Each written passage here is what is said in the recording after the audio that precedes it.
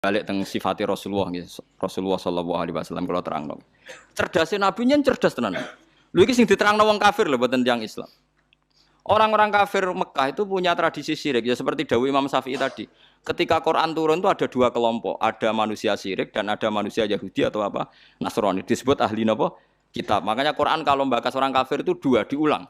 Lam yakunil ladina kafaru. Kafaru itu siapa? Min ahlil kitab satu wal musyrikin. Karena jenis orang kafir itu pasti dua. Kalau enggak ahli kitab, ya musyrik. Makanya Quran membuat min bayaniyah. Lam yakunil ladina kafaru. Kafaru itu siapa? Satu min ahlil kitab. Dua wal musyrikin. Nah itu Nabi menjelaskan gampang. Orang kafir di depan umum dijelasin. Dan saya temukan dalam Taurat Allah tusyriku billahi syai'an. Kalian jangan melakukan syirik. Ini kata Rasulullah. Ya Abul Qasim, ya Muhammad. Mereka masih jangkar, ya Muhammad. Saya tuh masih hafal hadisnya. Sampai nanti setelah ini juga harus hafal. Masalu dzalika masalu rajulin ishtara abdan bi khalisi mali min warikin aw dhahabin. Faya'malu li ghairihi wa yu'ti ghullatahu li ghairihi. Ayyukum sarrahu dzalik. Itu Nabi. Jadi kalau ngajak dialek itu cerdas sekali. Orang melakukan syirik itu sama saja kamu beli budak, beli pegawai atau beli pekerja, beli karyawan. Kamu beli itu pakai uang kamu sendiri. Min warikin audzabin, pakai emas kamu, pakai uang kamu. Kemudian budak yang kamu beli itu kerja untuk orang lain. Dan hasilnya pun dikasihkan orang lain. Ayyukum sarrahu dzalik. Kowe seneng di budak sing ngono iku. Jare wong kafir tak pateni nek ana budak, tak idek-idek. Jadi uang tuku budak, tuku pegawai gitu, tuku karyawan atau tuku kalau sekarang nggak ada budak ya mungkin beli apa ya pembantu atau apa, udah beli mahal-mahal dibeli kerja untuk orang lain, hasilnya pun dikasihkan. Ayyukum sarrahu dzalik. Apa ada di antara kalian yang suka punya budak seperti itu? Kulluna la nuhibbuhu ya Muhammad. Kita semua tidak senang. Ya seperti itu. Kamu ini diciptakan Allah, dikasih rizkinya Allah, menempat di buminya Allah. Kemudian kamu sujud kepada selain Allah. Itu aneh enggak? Aneh mat.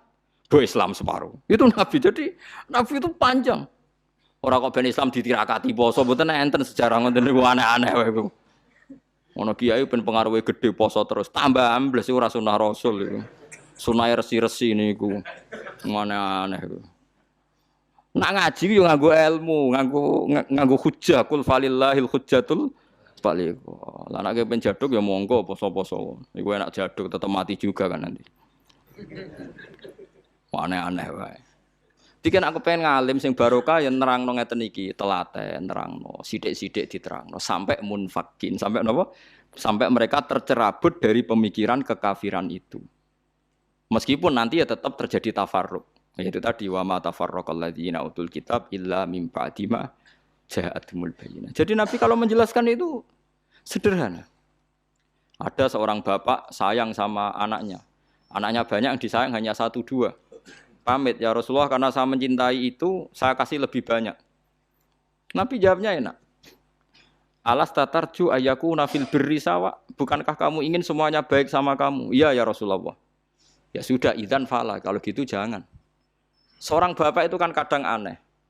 Dia ingin semua anaknya itu hormat dia, tapi tetap yang disayang 1, 2. Tapi tetap ingin semuanya hormat, semuanya sayang. Makanya kan orang aneh kan bapak ini.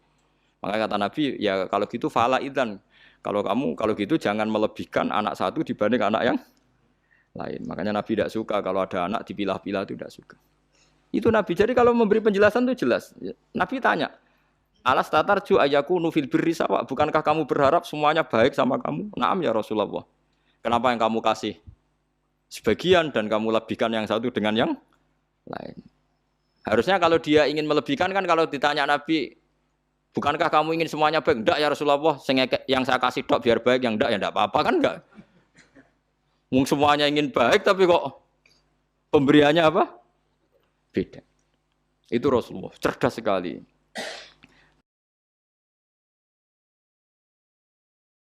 Nah, sekarang kecerdasan ini yang hilang. Orang sudah senang, tidak jelas itu. Paham gitu? Terus Nabi untuk menghilangkan kemusyrikan di antara yang dijelaskan adalah tadi darabawahu mathalar rajulan fihi syuraka'u mutasyakisuna wa rajulan salamal lirrajul. Hal yastawiyani napa? Masalah. Alhamdulillah. Jadi ini jelas. Orang terus berpikir, Oh iya ya, kalau punya majikan banyak, taruh saja kita punya Tuhan 3. Yang satu mengharamkan zina, yang satu mewajibkan zina. Itu sudah bingung kita. Pas diwajibno wis ra kuat. Pas dilarang pas kepengin, anut pangeran sing ndi. Warang melanggar pangeran sitok ngamuk.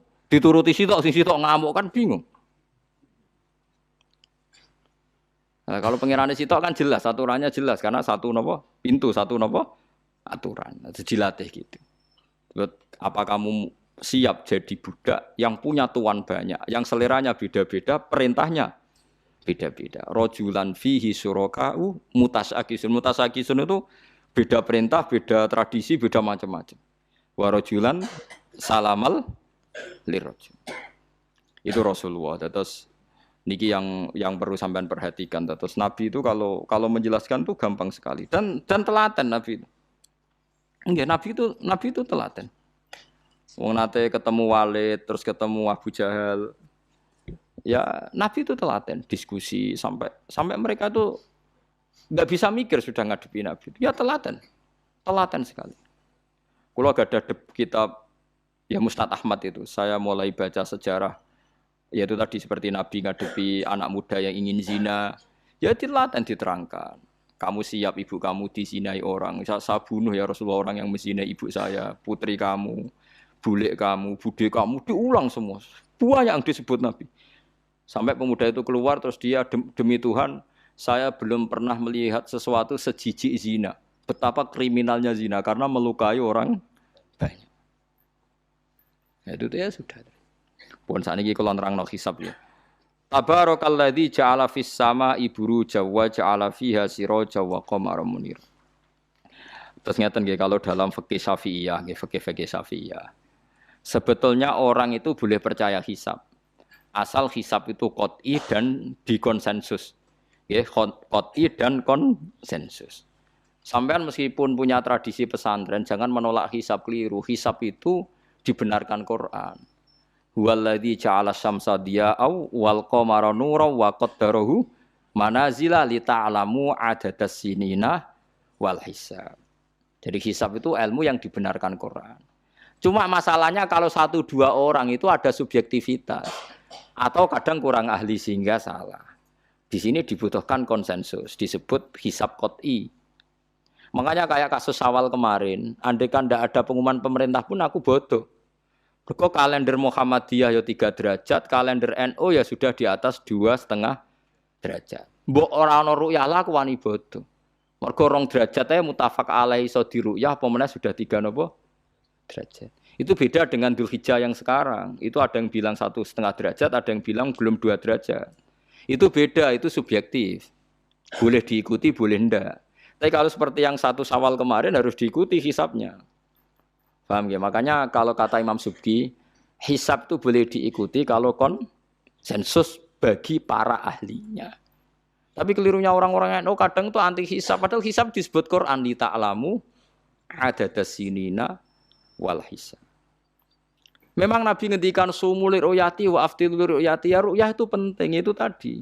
Tapi ru'yah yang tidak beda dengan hisab, yaitu sama-sama ru'yah plus imkan ru'yah. Jadi kudu ngerti ilmu gini mang jelimet sampai ndak usah terus bikin dikotomi. NU itu ru'yah kalau Muhammadiyah hisab. Sing muni ngono iku sapa? Wong alim ra ono sing muni ngono. Waktu gale ngene, NU kunut Muhammadiyah gak kunut. Kula sebagai wong alim bahasa itu aneh. Imam Syafi'i itu kunut. Imam Syafi'i tahun 150 Hijriah. Saiki tahun 1436. Jadi tahu saya Imam Syafi'i itu kunut, Abu Hanifah itu tidak kunut. Apa Imam Syafi'i Rais Am? Apa Abu Hanifah ketua PP Muhammadiyah? Jadi kalau orang alim taunya ya Imam Syafi'i itu kunut, Abu Hanifah tidak kunut. Jadi kalau saya ditanya, Gus, jenengan hisab apa ru'yah? Ya saya itu tidak tahu NU Muhammadiyah, tahu saya Imam Subki itu lebih percaya hisab timbang ru'yah. Kalau imam yang lain lebih percaya ru'yah timbang hisab. Imam-imam yang dulu-dulu, tapi kita sekarang terjebak politik identitas atau identitas ormas. Jadi ini khasnya NU ini. Tidak ada di tradisi orang alim tidak gitu. Hisab itu ya ilmunya pangeran. Saya kemarin diundang di kajian itu saya bilang, lo yang bisa hisab itu kita. Orang tahu semua ahli hisab itu Kiai Turehan. Sekarang Jombang Kiai ini itu ilmu kita di pondok diajari hisab. Kalender Kudus itu yang punya Kiai Turekan itu masih penambah sama saya. Kalau kita anti hisab itu anti ilmunya sendiri kan? Anti ilmunya apa? Memang yang bisa hisab itu siapa? Kita kan punya pakar hisab banyak. Karena anti hisab ya obongi ngono kalender.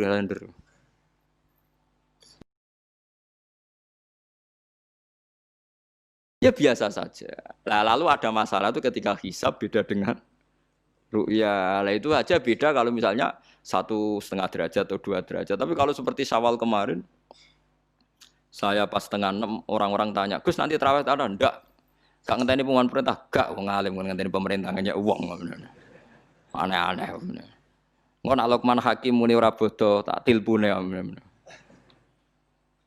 Ya karena tadi kemarin itu sepakat 3 derajat. 3 derajat itu andekan enggak ada ru'yah pun ulama membolehkan iftar karena ahli hisab sepakat konsensus itu sampean baca di Anatut Thalibin yang di bab wayas butuh apa Syawal itu yang Syawal atau Ramadan biru yati hilal itu di situ dijelaskan ketika ada khilafnya ru'yah sama napa hisab. Lah ini kan sudah jelas. Ini wa ja'ala fiha siraja wa qamaram.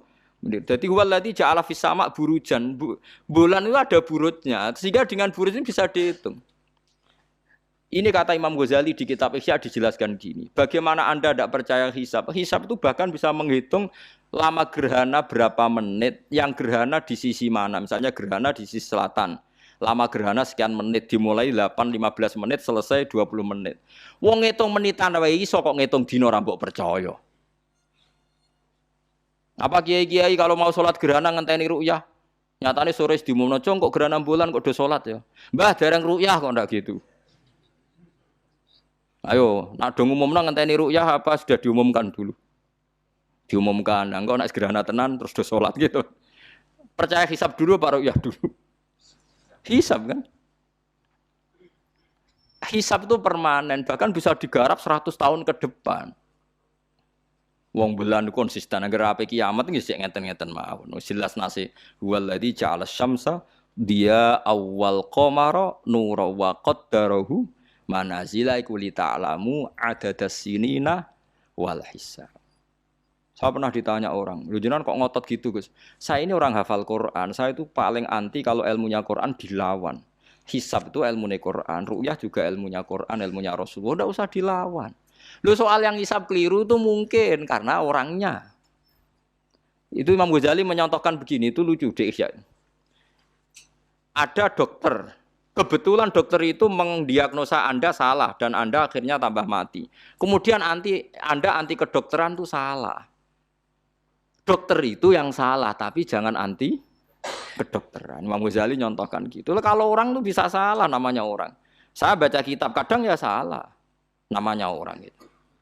Tapi kamu jangan anti saya, karena benarnya lebih banyak. Paling salah saya kan 0, sekian persennya tetap ada.